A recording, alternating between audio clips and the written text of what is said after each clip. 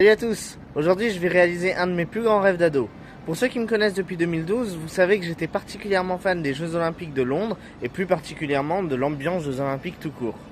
Aujourd'hui, j'ai décidé d'aller à Paris pour aller expérimenter cette ambiance par moi-même. Je vous emmène avec moi, j'espère que ça nous plaira à tous. Pour commencer notre séjour, on a fait un arrêt à la boutique officielle des Jeux Olympiques sur les Champs-Élysées. C'était un point éphémère, on n'a rien acheté, tout était beaucoup trop cher. Ensuite, on a enchaîné avec la visite des maisons du Danemark et de la Nouvelle-Zélande.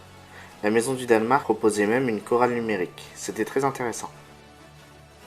Ensuite, on est allé faire la queue pour le Club des Champions, un endroit où tous les athlètes du jour viennent se rejoindre. Marie-Jo Pérec a ouvert la cérémonie, on a assisté à une remise de médailles de Tokyo 2020 qui n'avait pas pu se faire en raison d'un cas de dopage. Et ensuite, un spectacle très rythmé, l'ambiance était folle.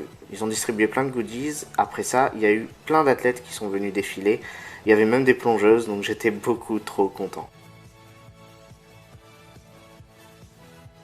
Le lendemain, on a été à la Maison de la Corée.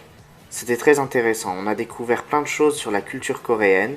Bon là vous voyez les tenues officielles des athlètes coréens, mais il y avait aussi plein d'expositions sur la culture coréenne, puis évidemment, je vais pas vous mentir, on a sacrément bien mangé. Quelques photos gratuites sur le photomaton, et puis l'ambiance qui permettait également de pouvoir assister aux épreuves des Jeux Olympiques.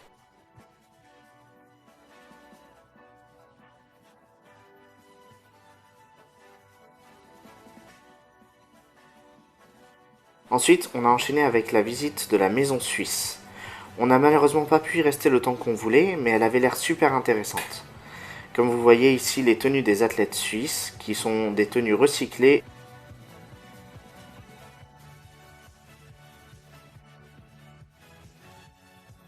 Ensuite, on est allé au parc de la Villette pour visiter plein d'autres maisons, dont le Decathlon Playground.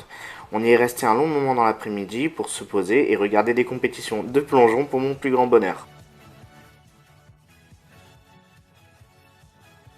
Après ça, on a visité la maison colombienne, où on a pu également s'y rafraîchir.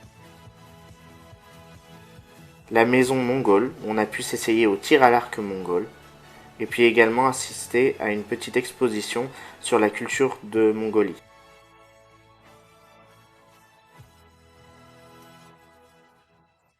Ensuite, on est allé à la maison de Taipei, où on nous a même offert des glaces.